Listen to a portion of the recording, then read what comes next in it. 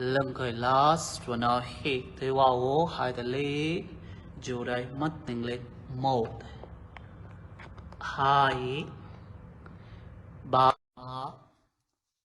bốn năm sáu thôi ra hai đi xuống mất nhìn xuống dù đây one two three four five six hai từ lên thì nó hit thì wow tại thằng lưng thớt thò ra tại chạy nằm gối phải từ từ bên chạy mất mình lên nó hit thì wow lên thò ra đổi bên slowly từ từ bên phải tại thở nó hit thì wow thò ra từ từ xuống mất mình lên bên chạy nó hit thì wow thò ra bên phải tại thở mất mình lên lần cười nhá last for nó hit thì wow thò ra từ từ bên trái mắt mình lên chú one two three four five six nó hit thì wow thò ra bên phải tại thằng mắt mình lên chú one two three four five six hai tay lên lưng thấp nó hít thở ra sang trái tay chạy xuống mặt nhìn sau lưng thẳng hai vai thẳng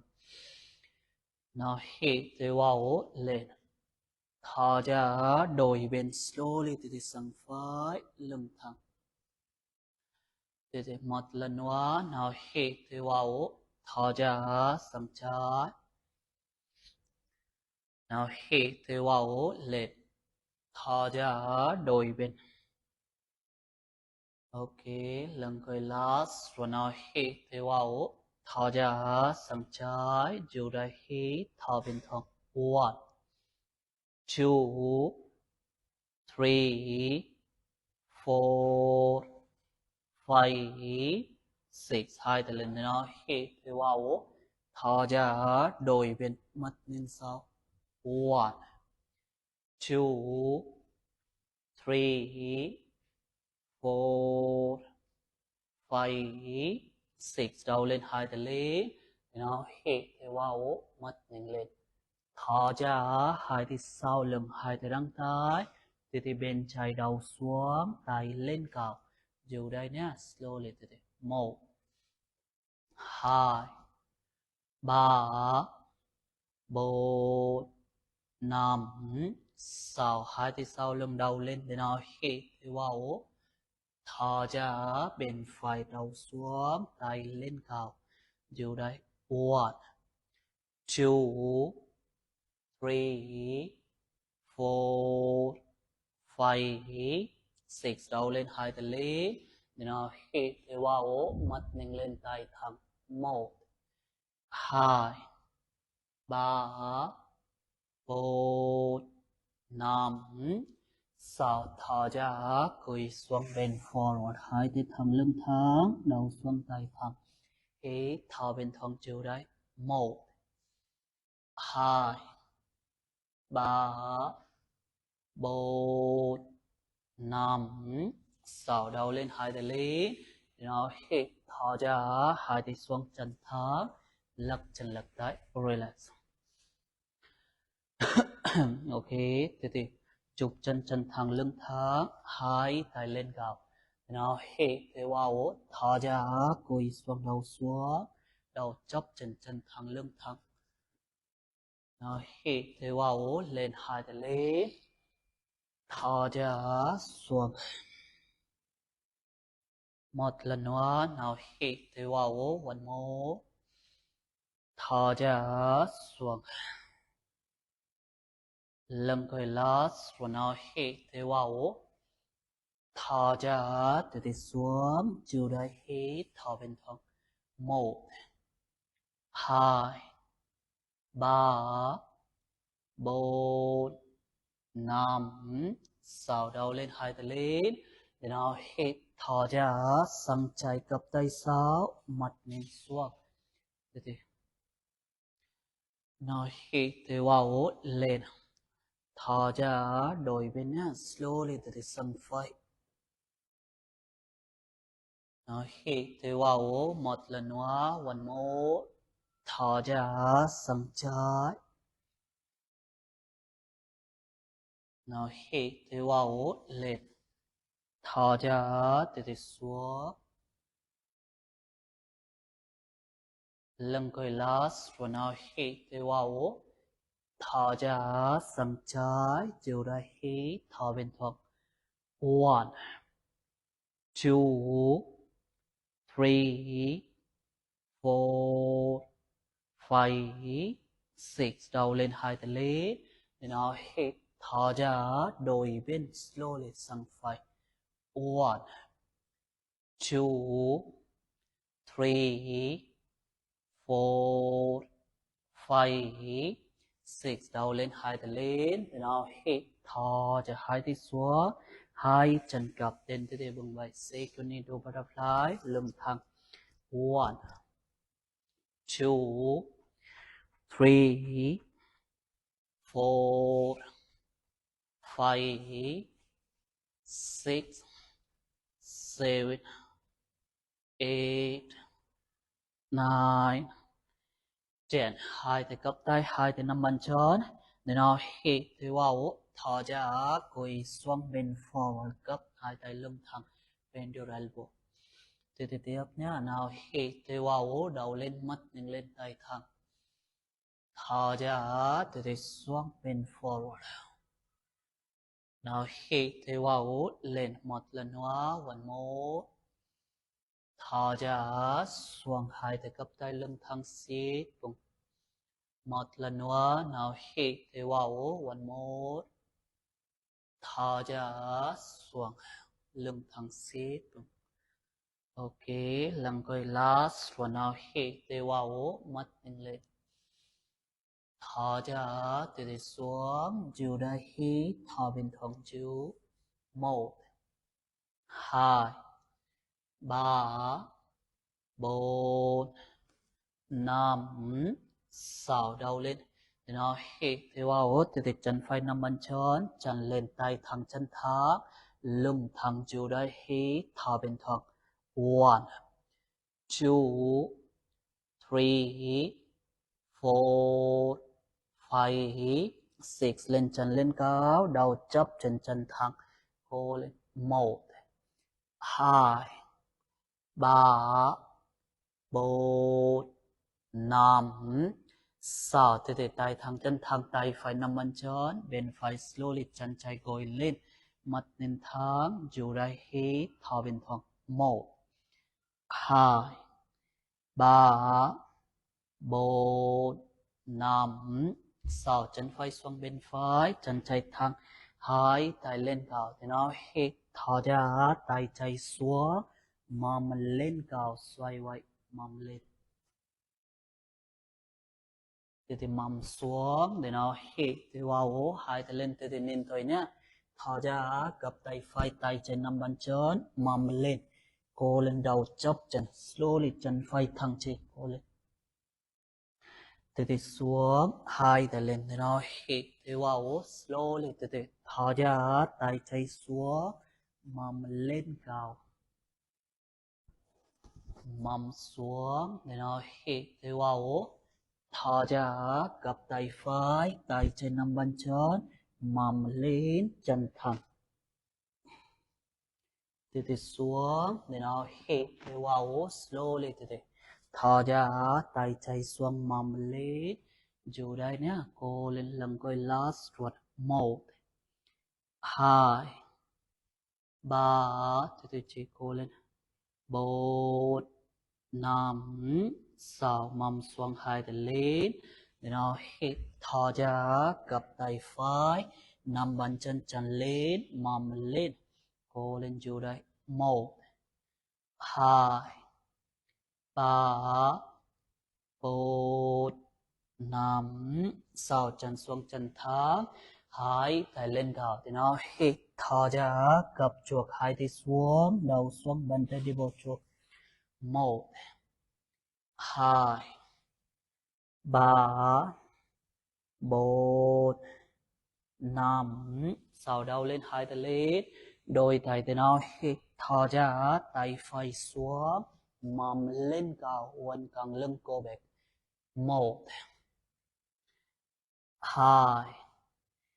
3 4 5. Sau từ từ mông xuống hai tay lên, để nó hít từ vào thò ra, tay phải nằm gót chân tay chạy xuống, mắt nên sao có, tay xoay tay đâm tay chỉ, mắt nên sao không làm đuốc, tay xuống. 1 2 3 4 5. Sau kế hai tay lên mặt lên thẳng, để nó hít thò ra sang phải nhé, slowly. Gập chân trái, hai tay sang ăn quay xuống đầu xuống, gập chân trái chân phải thẳng dù đây. 1 2 3 4 5. Sau chân trái lên, tay trái lên, nằm bên chân, tay thẳng chân thẳng dù đây. 1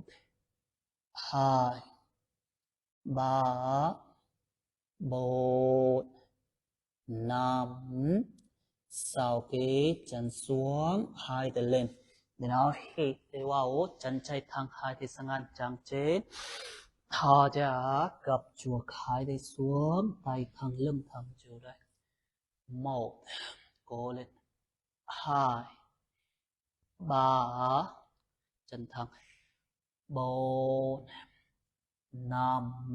Sau hai tay lên, để nó hít tay vào, thòจะgập chân trái tay chạy xuống, nằm bàn chân, xoay quay, mắt nhìn lên chiều đây nhé, cố lên. 1 2 3 4 5. Sau kế để nó hít thòจะhai tay xuống chụp chân, lật chân lật tay, relax. Đôi chân slowly từ từ cố lên, gập chân để nó hít tay vào, lên bàn chút đấy, thò ra nằm bàn chân, ok ok cố lên, gập chân phải chiều đấy. 1 2 3 4 5. Sau hai tay gập tay đầu chóp chân chân thẳng, lưng thẳng chiều đây. 1 2 3 4 5 6. Chân thẳng tay chân nằm bàn chân, chân phải gối lên, thì bên trái lưng thẳng chiều đây, hít thở bên thấp. 1 2 3 4 5 6. Chân xuống bên trái gập chân phải, hai tay lên cao lưng thẳng nhé, để nó hít thở ra tay phải sau lưng, mà mình lên cao, xoay quay ngực lên, mắt nhìn lên, mầm xuống, thì nó hít tay vào, thở ra gập tay trái, tay phải nằm bàn chân, mầm lên chân lên, thì đầu chóp chân cô lên rồi. Chân xuống, mầm xuống, thì hai tay lên, để nó hít thở ra tay phải xuống, mầm lên chỉ cô lên, mầm xuống, để nó hít tay vào, thở ra gập tay phải, gập tay trái, tay phải nằm bàn chân, chân lên, slowly từ xuống, để nó hít tay vào một lần nữa, thở ra tay phải xuống, mầm lên, xoay quay ngực lên, uốn cong lưng, mầm xuống, để nó hít tay vào, thở ra gập tay trái, tay phải nằm bàn chân, mầm lên chân thẳng, chân lên, rồi tốt, cố lên, mầm xuống lần cuối nhá, last one. Now hít tay vào, thò ra tay phải xuống, mầm lên, dù đây slowly từ từ uốn lưng. 1 2 3 4 5. Sau từ từ xuống hai tay lên, để nó hít thở ra gập tay trái, tay phải nằm bàn chân, mầm lên chân thắng dù đây 1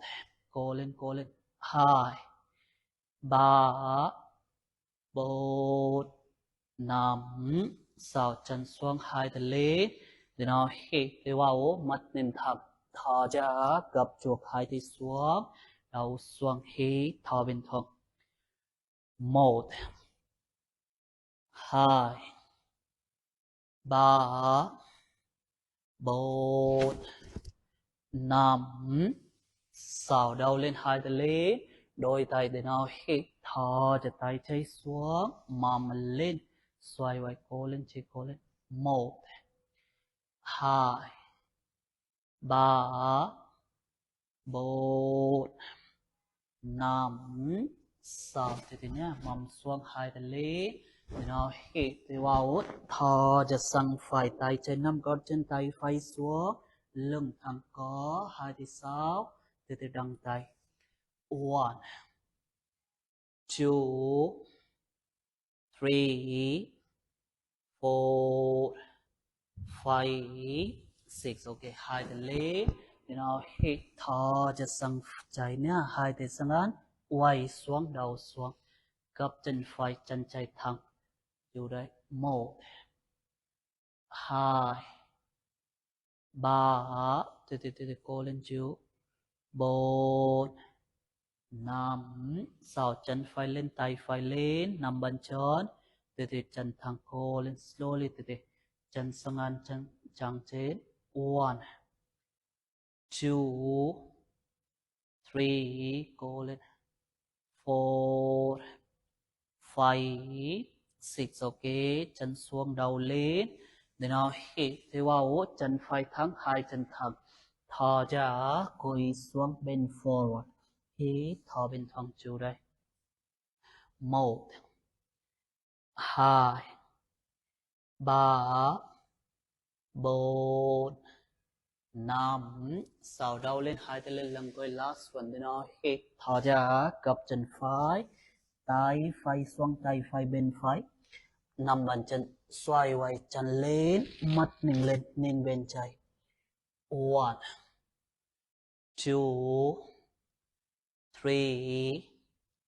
4 5 6 ok để nó hít thì vào thò cho 2 tay xuống chân thả lật chân relax gập chân 6